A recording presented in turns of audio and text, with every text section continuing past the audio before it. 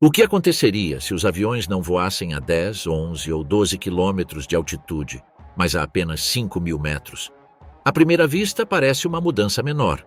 Continuariam estando longe do solo, continuariam usando motores a reação e a vista pela janela não seria tão diferente, mas mudar essa altitude transformaria por completo a forma como a aviação moderna funciona. A intuição nos engana. Pensamos que, quanto mais perto do solo, mais controle temos, e que voar a 5.000 metros deve ser mais seguro, mais estável e mais simples. Parece lógico, menos altura implica menos risco, mas a aviação não funciona com lógica intuitiva, e sim com física, termodinâmica e aerodinâmica. E tudo em um avião, desde as suas asas até o software do seu motor, é projetado pensando em uma altitude que não é casual, a única que torna possível que o sistema inteiro funcione. Nessa altura, uns 10 ou 11 quilômetros acima do solo, o ar é mais rarefeito e a atmosfera se torna estável. Os motores trabalham com maior eficiência, a resistência diminui e a meteorologia se torna mais previsível, o que permite que o consumo caia até tornar viável o transporte aéreo global. Mover um avião de centenas de toneladas não acontece de qualquer maneira. Ele precisa de um ambiente que o acompanhe, não de um que o obrigue a lutar a cada momento. Por isso, propor que os aviões voem a apenas 5.000 metros não é uma pergunta trivial. É perguntar o que acontece quando você empurra uma aeronave para fora do seu ecossistema natural. Quando você a obriga a voar em um ar mais denso, mais turbulento e mais carregado de fenômenos meteorológicos, cercada de obstáculos, com maior tráfego e menos eficiência. A partir daqui começa o interessante. Se descer para 5.000 metros parece uma ideia inofensiva, o que é a primeira coisa que começa a falhar quando um avião tenta voar em um ambiente assim? Nesse regime de voo, o avião deixa de se mover no ambiente para o qual foi otimizado e cada quilômetro percorrido começa a exigir mais energia, enquanto as forças que atuam sobre a estrutura se tornam mais persistentes e o ar já não desliza ao redor da fuselagem com a mesma facilidade. A sensação geral é que todo o sistema começa a trabalhar contra o meio em vez de se apoiar nele. A 10 ou 12 quilômetros de altura, onde os aviões passam a maior parte do voo, o ar é muito menos denso, e é precisamente isso que permite que eles se desloquem com eficiência. O atrito se reduz, a resistência cai e a energia necessária para manter a velocidade de cruzeiro é muito menor, de modo que uma estrutura enorme pode avançar sem ter de abrir caminho à força através da atmosfera. Ao descer para os 5.000 metros, o avião entra em um ambiente muito diferente, com um ar consideravelmente mais denso, que muda a forma como cada superfície interage com o fluxo. Isso significa que cada centímetro de superfície exposta, a asa, a fuselagem, os motores, as antenas, os flaps e o estabilizador, encontra mais moléculas chocando-se contra ele, e esse choque se traduz em resistência aerodinâmica, o principal limite para a eficiência. Essa resistência adicional não se distribui de forma uniforme e tende a se concentrar primeiro na asa. Em menor altitude, a asa produz sustentação com mais facilidade, porque o ar é mais denso, mas essa vantagem desaparece diante do aumento do arrasto. Em condições normais, a asa é projetada para funcionar de forma ideal em ar rarefeito, onde a curva de sustentação e o ângulo de ataque trabalham em equilíbrio com a velocidade de cruzeiro. Mas ao descer para 5.000 metros, esse equilíbrio se rompe. A asa precisa de um ângulo diferente, o fluxo muda, a eficiência cai. A relação entre velocidade indicada e velocidade verdadeira também se altera em ar denso, onde a velocidade aerodinâmica aumenta rapidamente em relação à velocidade real sobre o solo. Isso significa que o avião deve voar mais rápido para evitar certos limites, mas mais devagar para não gerar cargas excessivas. O resultado é uma janela operacional mais estreita, onde as margens são menores e as manobras exigem mais precisão. Tudo isso se traduz em consequências diretas para a operação do avião, que passa a consumir mais combustível porque precisa de mais empuxo para manter a velocidade em um ambiente mais hostil, enquanto a autonomia se reduz e obriga a realizar mais escalas, alterando rotas inteiras e expondo a estrutura a níveis mais elevados de vibração e cargas dinâmicas que aceleram a fadiga. Tudo isso se traduz em consequências diretas para a operação do avião que passa a consumir mais combustível ao necessitar de um nível maior de empuxo para sustentar a velocidade em um ambiente cada vez mais exigente, enquanto a autonomia se reduz e obriga a realizar mais escalas, alterando rotas inteiras e expondo a estrutura a níveis superiores de vibração e cargas dinâmicas que aceleram a fadiga. À medida que o ar se torna mais exigente, não muda apenas a forma como o avião se desloca, também muda a maneira como o empuxo deve ser gerado para sustentar o voo. Como responde um turbofan quando precisa operar fora da altitude para a qual foi projetado? Nessas condições, o motor começa a trabalhar fora do ambiente para o qual foi otimizado, com turbofans modernos projetados para aspirar ar rarefeito, frio e estável, e toda uma arquitetura, desde os compressores e as turbinas até a câmara de combustão e as relações de pressão pensada para funcionar em um ambiente que só existe a 10, 11 ou 12 quilômetros de altitude.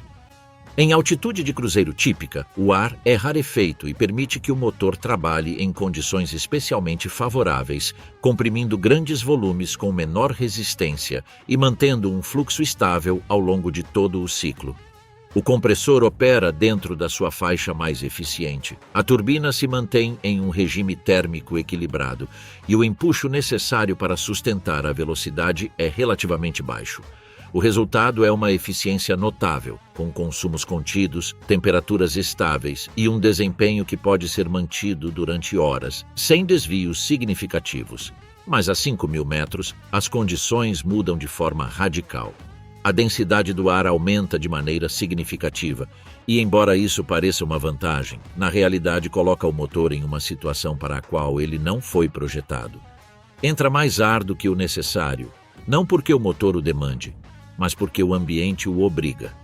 O compressor deve trabalhar mais para manter seu regime correto, o que aumenta as temperaturas internas. Para sustentar a velocidade, o motor precisa girar em rotações mais altas, e isso implica maior consumo de combustível. A relação de pressões, que é fundamental para o desempenho de um turbofan, se altera.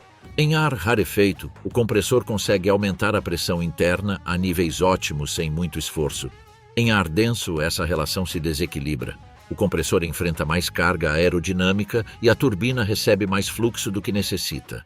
Isso faz com que o motor opere mais quente, mais forçado e com menor eficiência térmica. O ciclo de trabalho do motor perde desempenho.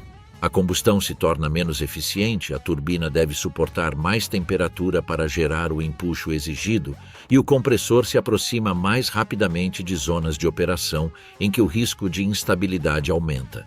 Não estamos falando de uma situação perigosa por si só, mas de uma condição que acelera o desgaste e reduz a vida útil dos componentes mais delicados: pás, rolamentos, discos, vedações, câmaras térmicas.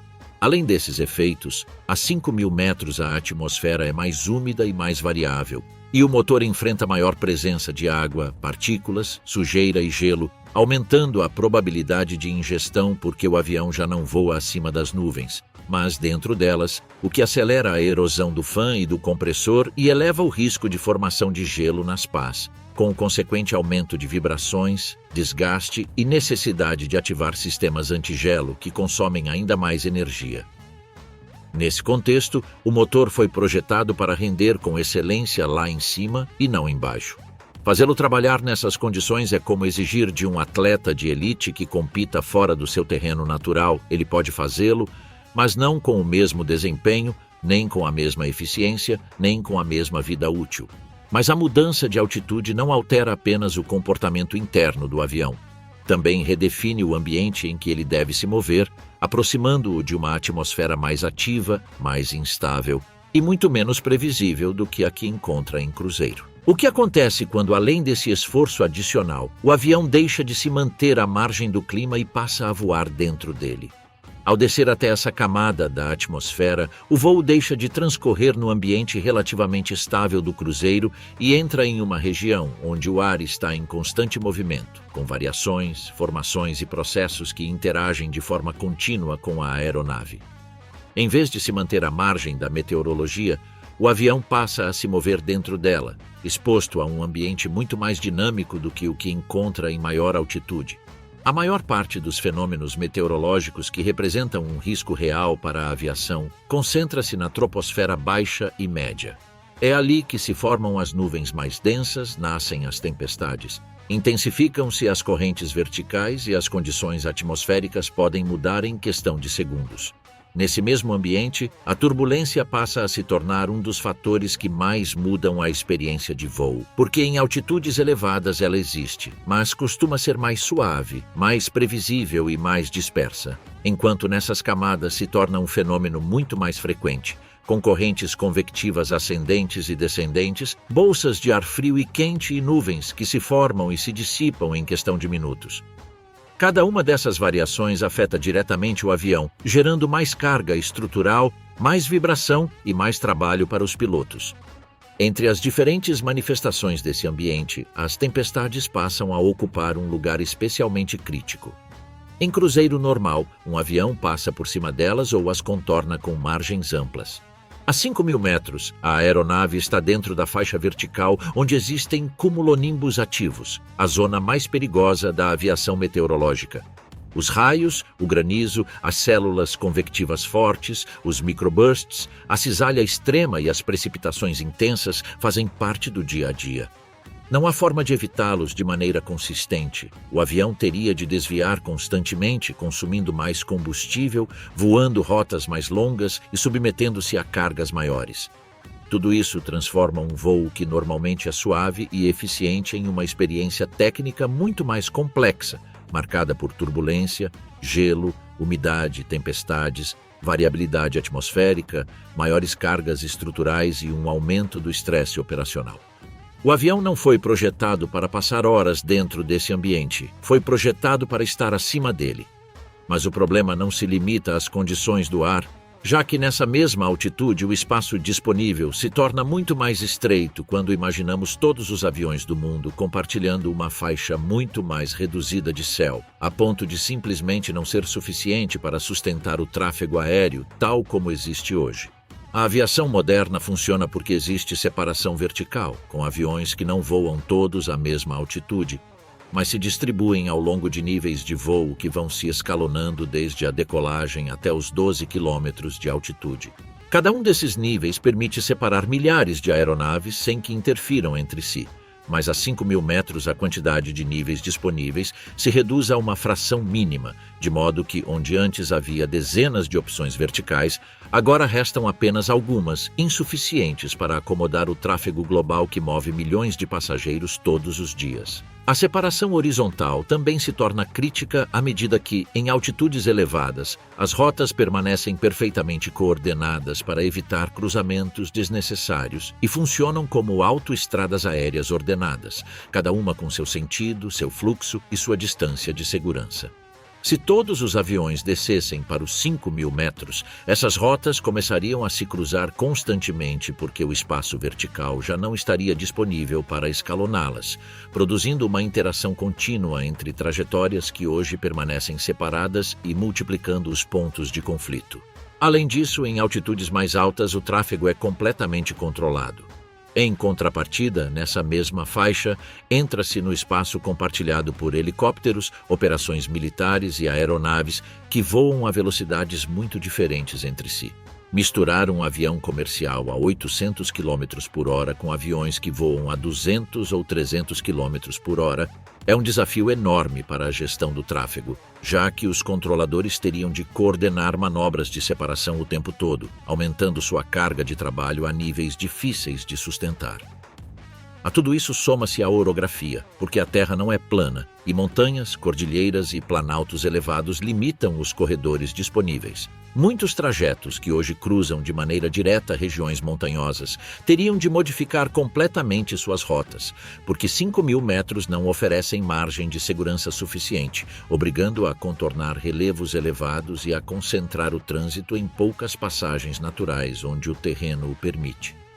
O resultado seria uma rede muito mais rígida, com menos alternativas e maior dependência de corredores estreitos, onde qualquer perturbação afetaria múltiplos voos ao mesmo tempo. E ainda que fosse possível ordenar o tráfego e sustentar a operação em um ambiente assim, surgiria uma limitação ainda mais profunda, menos visível, mas impossível de evitar.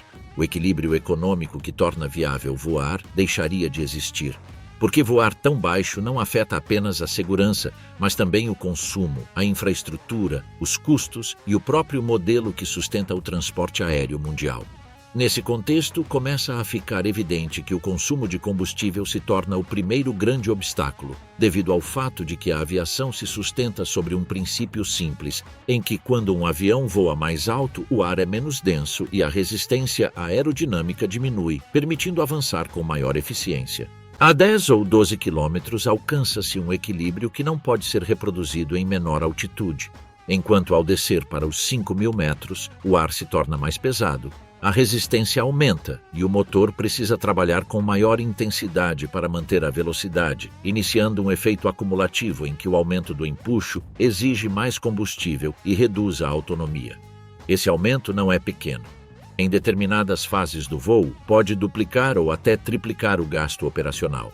É aí que o modelo econômico das companhias aéreas começa a se romper em um setor onde as margens de lucro já são reduzidas e qualquer variação no custo do combustível repercute diretamente na viabilidade de cada voo. Se o gasto energético chegasse a duplicar ou triplicar, a rentabilidade desapareceria e as tarifas teriam de aumentar até níveis difíceis de sustentar, com rotas de longa distância que passariam de custar centenas a milhares, e voos de curta e média distância que também se encareceriam até deixarem de ser acessíveis para grande parte da população.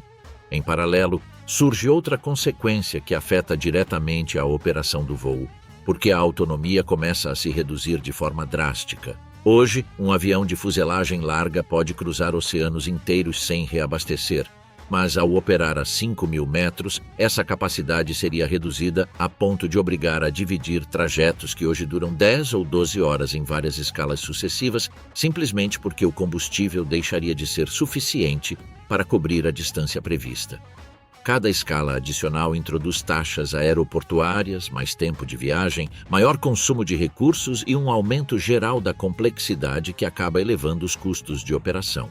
A esse aumento de escalas e de complexidade operacional soma-se um efeito menos visível, mas igualmente decisivo. O desgaste estrutural também aumenta, porque manter um avião em ar denso e turbulento gera maiores cargas sobre as asas e a fuselagem, enquanto os motores, já trabalhando fora da sua zona ideal, acumulam estresse mecânico com maior rapidez e as vibrações se intensificam.